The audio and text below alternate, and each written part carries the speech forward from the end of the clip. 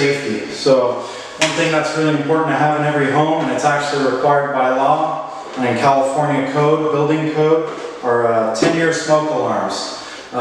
The old smoke alarms that are battery driven, they're outdated.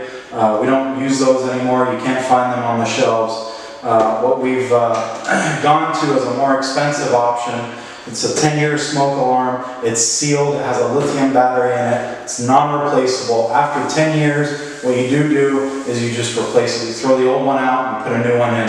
So today I'm going to talk about where to install these and how to install them. And this will be a quick, easy, short video, kind of a DIY, do-it-yourself, on how to install and test fire smoke detectors. We're going to repeat the steps, same steps in the bedroom.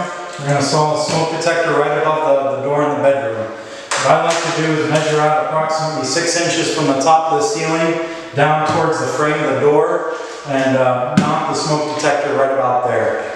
So what we're going to do is remove the existing hardware. 2 screws.